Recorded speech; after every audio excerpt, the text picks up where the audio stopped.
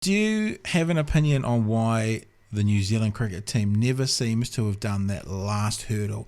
Like, to me, one of the things that I was pretty devastated about the Boxing Day Test match, whilst I knew we were underdogs and all that, but it was just the performance wasn't even, it was there, and like, you know, Brendan McCullum's Blackcaps making it to the final of the Cricket World Cup, and there just seems to be something within New Zealand cricket, and maybe it's just circumstance and maybe it'll change, but that last hurdle, we just never seem to make that last hurdle. Life is like that. Yeah.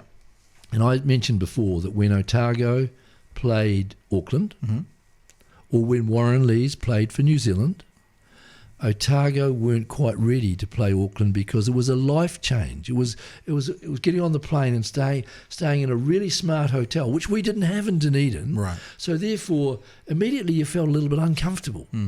And the Auckland players, as I said, arriving in their convertible cars, blonde wife, cravat, Old Spice sponsorship. Cravat, because they'd come straight from the 1960s. High 1960s, they call it. It just used to amaze me. But you could see the faces of the Otago. Or Warren Lee's going to play in a test match. Yeah. So thrilled when the team came out. The day of the game, I was pooing my pants. I hadn't slept the night before. I get on the plane. It's a big 6-seater. I hadn't even been on a plane that had 6 seats across it before. Right.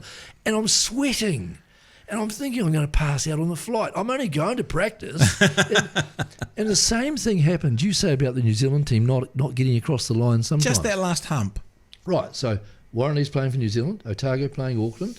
Now you think about it, New Zealand playing the West Indies. Yep, especially in the 80s. Exactly the same feeling. Yeah. Because all of a sudden, Joel Garner, Andy Roberts, all these guys, you know, Colin Croft going to run into the umpire, different things. But quite often, the New Zealand team actually lost confidence because of what they were going to encounter. Right. And so it's a confidence thing.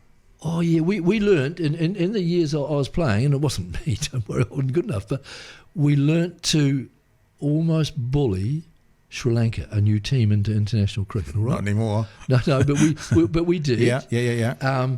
We played very, very well against Australia C, as I told you before. Yeah. We occasionally played very well against India, who could not travel away from home. They were poor travellers. So when they came to New Zealand... They like their own pitches, eh? And they like their own food. They like their own customs, all those sort of things. So we could play well against certain teams. But on the big stage, we were always going to struggle, and we always will. Numbers-wise, we'll always struggle, but we're always going to struggle. We had to bring our A team. Everyone in the 11 had to bring their A game playing against Australia. We had Richard Hadley, we had Glenn Turner, we had Martin Crowe. Now, I don't think in 20 years' time we'll be able to remember who else we had, because we didn't. Jeremy Coney? We didn't quite have enough. When I was coaching, I always used to talk to Martin about the number of our players who are internationally respected by every opposition. Yeah, because that tells you how good your team's going to be. We only had 2 or 3 who were internationally respected by all the opposition, meaning he's a good player. If they were discussing the New Zealand team, and it was England, say, and I'd sit down sometimes with Hogan, I'll say, how many players will England really be looking at? And he would say, 4 or 5. That hasn't actually changed, because I'm thinking about this. I mean, you'd probably put Trent Boult in there when he's healthy, but certainly Taylor and Williamson. Yes, their record speaks for itself. That's right. Yeah. And who else? Well, you see, would Southey be I'm talking about by the world cricket? Would he be considered that or not? I don't think they'd worry about him. I mean, but Trent Boult? Worry about Trent Boult? Yes, they would. Yeah. So these are 3. Yeah. So what I hear you saying, and forgive me for paraphrasing, is we don't have the skills. Like when we've got our 3 world class against every other team, these big teams with their 6 world class, that's the reason we're not getting over the hump. Well, but we haven't experienced. To get in the New Zealand team, you've probably got to score, say, 5 centuries within New Zealand first. Yep. In Australia, how many do you have to score? Yeah, like 10 or 20. Oh, yeah, 20. 20. Right.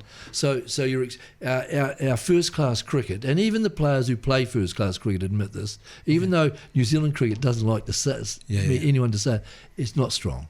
It is not strong, and we've got too many players who have been selected for New Zealand having scored 4 first-class centuries or 1 5-wicket bag in a I mean, Raval's one of those players, isn't he? Exactly. Because, I mean, when he first started on the international scene, it was like, oh, this could be something, exactly. and then it seems to have not been. Well, I mean, still to come, hopefully, long career, but at the moment. Yeah, Hamish Rutherford. Yeah. Started off, heap of runs, but they sort them out, don't they? They sort out. Once the opposition team knows that they don't like it on their toes on leg stump or whatever. Exactly. It takes a little while for the opposition teams, but when one opposition team learns how to bolt here, you can guarantee the other teams know as well. I wonder at this last point about the over the hurdle thing, and then we go. I know we're going to have to wrap up shortly because you've got other things to do, but let's forget about the last Rugby World Cup.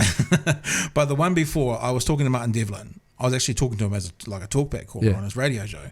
And he was talking about, I'm so nervous about this game against Australia, the final. And I phoned up and I said, look, if we play to the best we can and Australia plays just slightly badly, they lose. If we play the best we can and Australia plays as best they can, we win. Yeah. If we play averagely and Australia plays as best they can, we probably still win, but it'll be close. We have to play really poorly, and Australia has to play the best they can for them to win.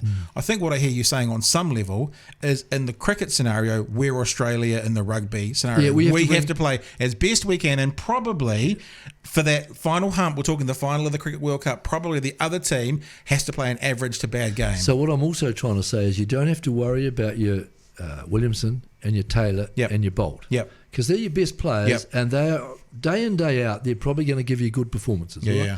You don't have to worry about your youngsters, your 2 youngsters in the team, whether they be a spin bowler or a medium pacer or whatever. You don't worry about them because they're learning their trade. Yep.